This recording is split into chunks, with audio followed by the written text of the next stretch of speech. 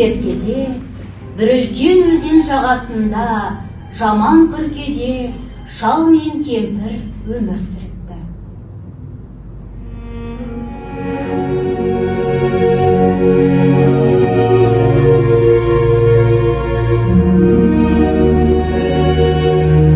Шал күнде өзенге барады екен.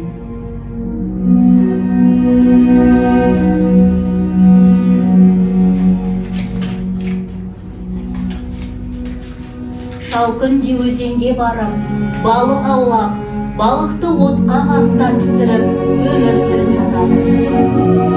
Бір күні шал өзеннен ау тартса, ау зілдей ауыр екен. Шал оны әрең дегенде өзен жағасына тартып шығарады. О, астапыралла, өнім бәлде түсінбе. Мынау өзі алтын балық қой. Алтын балық балықшы шалға былай дейді.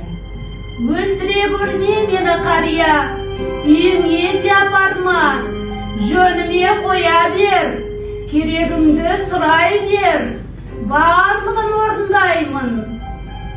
Не сұраймын мен сенен ғажап балық, басында жөнді баспанам, ішер ас, киімім де жоқ. Мен сені риза етемін, балықшы, ештеңеге алаңдамай жүре бер. Қария үйің де, тамағың да, киімің де болады. Шал балықты өзенге қоя береді. Солай үйіне қарай жөнеледі.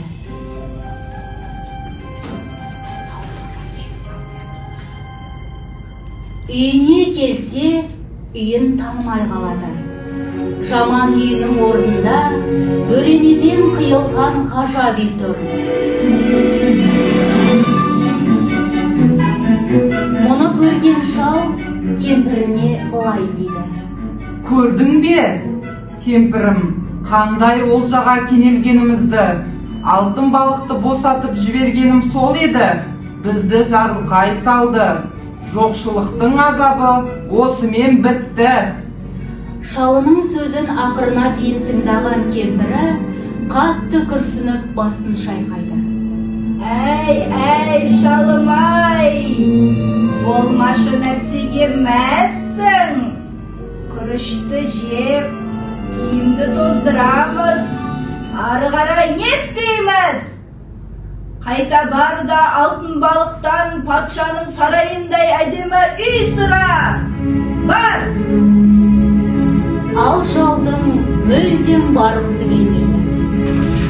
Амалы құрыған шал кемпірімен жанжалдасқысы келмей, өзен жағасына барып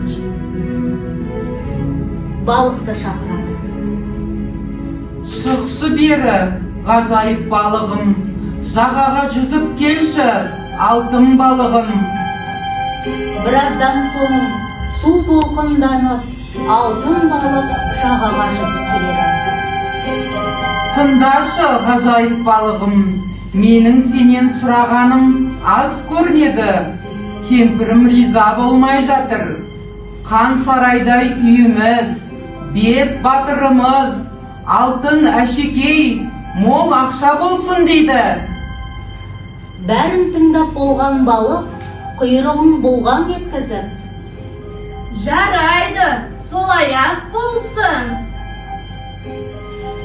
Шал үйіне қайтады.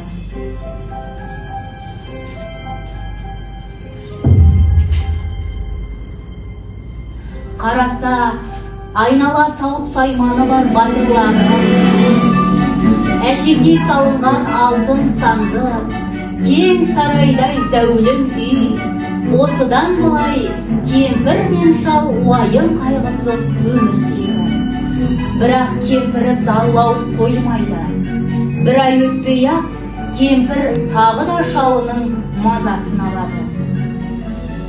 Шал, осы да құрмет сый болып бар. Сен алтын балыққа бар да, ай, сені күллі әлемге махарат жайытсын. Бар шалым, жалынып сұра, әйтпесе кемпірім күн көрсетпейтін болды деп айт. Бар! Бармаймын, аш жалаңаш тұрғанымызды қалайша тез ұмыттың? Тамақты да, зәулім үйді де берген осы балық емес пе? Бұдан артық не керек саған? Шал қанша керісіп таласса да, қарсыласса да, кемпірі бой бермеді. Бейшара шалға айтсын, тағы да өзенге баруына тура келді. Өзеннің жағасына барады. Өзен жағасына барып, балықты тағы да шақырды. Жүзіп шықшы алтын балығым, жағаға келші алтын балығым. Бір рет шақырды, екінші, үшінші рет шақырды. Бірақ су бетіне ешкім шықпады. Шал көпке дейін тосып отырды. Бір күрсінді де үйіне қарай жылжыды.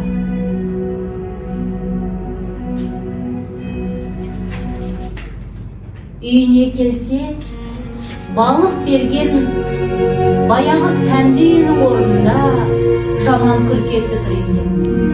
Ал кемпірі болса қайғырып жылап отыр. Шал оған қарап тұрып былай деді. Әй, кемпірім ай, айтпадым ба саған мен? Көп сұраймыз деп аздан да айырылып қалдық. Сен мені тыңдадың ба? Иә, осылай деп шал мен кемпір барға қанағат тұтпай бұрынғы күйіне түскен екен. Осымен ертегіміз аяқталды.